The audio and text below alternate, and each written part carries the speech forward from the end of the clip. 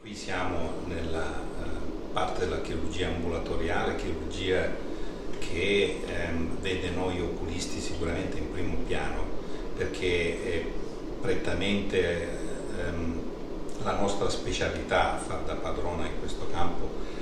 Basti pensare che operiamo 5 giorni su 5 qua e soltanto una volta andiamo in sala operatoria per fare chirurgia maggiore o chirurgia in anestesia generale.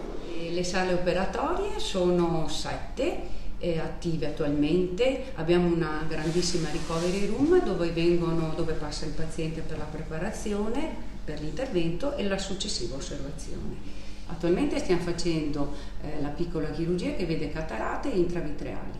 Successivamente è stato implementato il reparto con la chirurgia, con l'ortopedia, con la ginecologia e la termoablazione epatica, renale e tiroidea e a giorni partiremo anche con tutto il posizionamento di cateteri venosi centrali. Anzi, abbiamo veramente lavorato sodo.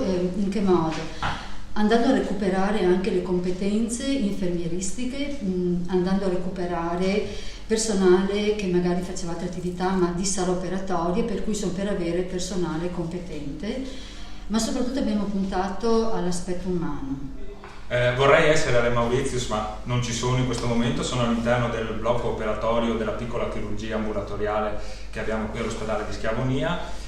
È un blocco che ci è servito molto perché con l'incremento dell'attività di sala operatoria e di chirurgia maggiore avevamo difficoltà a gestire i piccoli interventi. Questo bellissimo blocco operatorio completo, pieno di nuove tecnologie, ci permette di ridurre i tempi d'attesa per tutti quegli interventi che abbiamo necessità di fare in regime ambulatoriale, ernie, varici, e abbiamo anche implementato tutta quella che è l'attività specialistica con nuove tecnologie. Abbiamo avuto la possibilità di iniziare la chirurgia delle varici con il laser in un ambiente in cui il paziente si sente a casa, perché è gestito da personale infermieristico che era sempre abituato a gestire il paziente in one day surgery.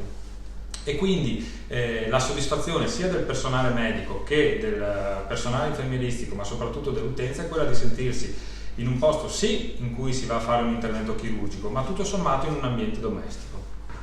Tra le attività che più mi hanno entusiasmato quest'anno è stata quella di iniziare l'attività di chirurgia ambulatoriale appunto in ambito ginecologico. Siamo riusciti a partire con un'attività molto importante, direi abbastanza pionieristica in questo settore, con i vantaggi di eliminare i ricoveri in day hospital delle pazienti, le quali appunto non vengono più sottoposte a un'anestesia generale, quindi a una sedazione, vengono trattate per la loro patologia mediante l'ausilio solo di un'anestesia locale, con i vantaggi dunque di poter andare a casa nel giro di un paio di ore. Diciamo, cominciamo con l'anestesia vocale, nel senso che poi quella noi riteniamo che sia un momento molto importante, perché senza l'ausilio di un farmaco riusciamo a fare interventi e quindi poi a risolvere delle situazioni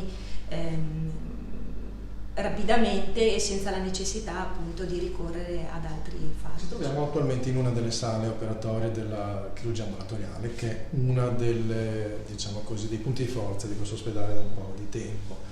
Il nostro compito come servizio è di dare un'assistenza sia per quanto riguarda le anestesie, che saranno tutte anestesie brevi, in modo che a rapida eliminazione, in modo che i pazienti possano andare a casa tranquillamente, vuoi anestesie localizionali oppure anestesie generali, però con farmaci particolarmente efficaci, e di dare anche un livello di sicurezza a tutta una serie di interventi che vengono effettuati in anestesia locale, interventi anche di per sé non così semplici, che trovano una maggior sicurezza in un ambiente così attrezzato.